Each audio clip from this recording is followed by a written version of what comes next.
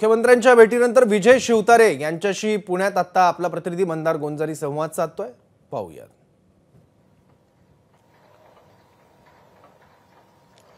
सौरभ, विजय शिवतारे पुण्यामध्ये पोहोचलेले आहेत. मुख्यमंत्र्यांसोबत काल बैठक झाल्यानंतर तुम्ही म्हटलात की मुख्यमंत्री म्हटले की 2 दिवस थांबा. तर 2 दिवस थांबा म्हणजे काय? थांबून पुढे काय होणार आहे? नाही, असं आहे की स्थानिक ग्राउंड लेवलला काय परिस्थिती आहे, लोकांची काय मानसिकता आहे, पॉवर वर्सेस पॉवर याच्यामध्ये जे 40-42-48% लोक पूर्णपणे पॉवर विरोधात जे आहेत त्यांना मतदान करण्याची संधी दिली पाहिजे. आणि त्याचबरोबर ग्राउंड लेवलला काय फिजिकल काय अवस्था आहे ना याचं पूर्ण माहिती मी आदरणीय मुख्यमंत्री महोदयांना दिली.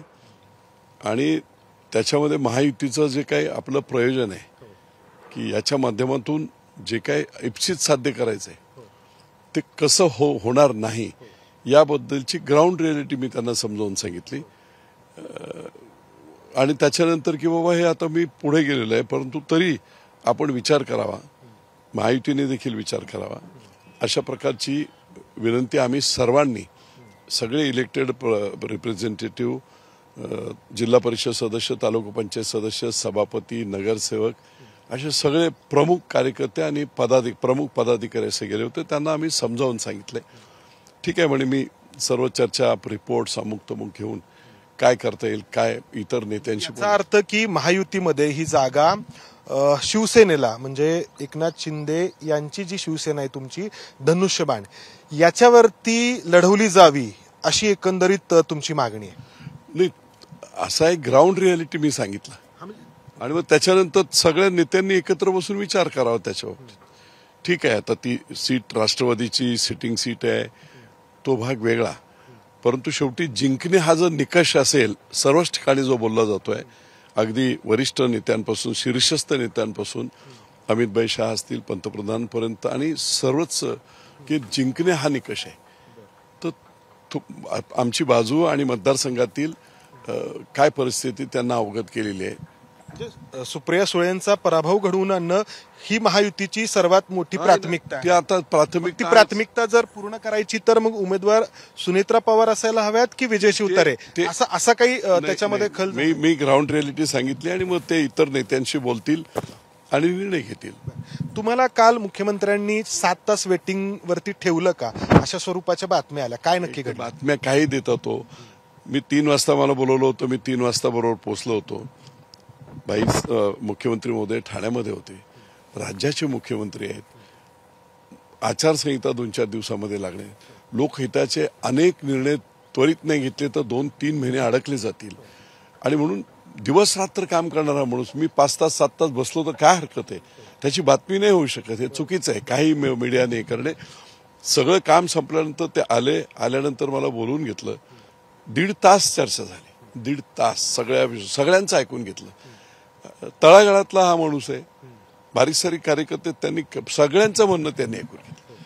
त्यामुळे आम्हाला आदर आहे त्यांच्याबद्दल. ते वेट बीट काही नाही, अजून 5 तास किंवा नाही भेटले असते, उद्याही बोलवलं असतं तरी काय हरकत नाही. त्यांचा वेळ महत्वाचा आहे. तुम्ही या मतदारसंघातून निवडणूक लढवण्यावरती ठाम आहात की काय बदल झालाय तुमच्या? आता सर्व चर्चा आम्ही केलेली आहे. मी आता कसं आहे की काही मर्यादा ओलांडू नये तशा मी आता ओलांडणार नाही. बाईंना आणि मुख्यमंत्री महोदयांना सर्व सांगितलेलं आहे, ते देवेंद्र फडणवीस साहेबांशी बोलतील, आणखी काही नेते असतील त्यांच्याशी बोलतील, अजितदादांशी बोलतील, जे आहे ते फॅक्ट काय ते बोलतील, निर्णय घेतील. तुमचं आणि अजितदादांचं का बोलणं होत नाहीये? नाही, होणारच नाही आमचं. त्याचं नाही होणार. अजितदादांनी जरी तुम्हाला बोलण्याचा प्रयत्न केला, ठीक आहे, ते आता ते नेते बोलतील, त्याच्या फार पलीकडे होता. नाही म्हणजे कुठेही सामोपचार आणि म्हणजे महायुतीतले घटक आहात म्हणून सामोपचार आणि काही दोघांमध्ये नेत्यांना निर्णय घेऊ द्या. असं काय एवढं काही एकदमच काही दुश्मनी नसते. पण ठीक आहे, काही मनं दुखावल्यानंतर किंवा काही जखमा अशा असतात की त्या नाही बऱ्या होत. माझ्या स्वतःच्या जाऊ द्या, मी तर माफी केलेली आहे. जनतेच्या भावना प्रचंड तीव्र आहेत पुरंदर हवेलीतल्या. दोन्ही पवार घराण्यातल्या उमेदवारांच्या विरोधामध्ये तिसरा उमेदवार अधिक परिणामकारक ठरू शकतो, असा एकंदरीत तुमच्या कार्यकर्त्यांचा सूर.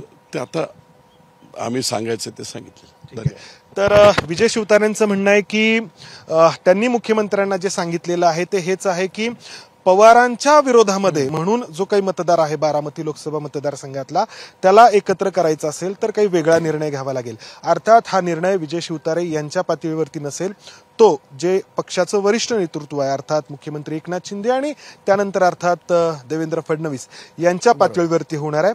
महायुतीतला हा तिढा अर्थात या तिन्ही नेत्यांना सोडवावा लागणार आहे. बरोबर. आणि हा जर एबीपी माझा, उघडा डोळे बघा नीट.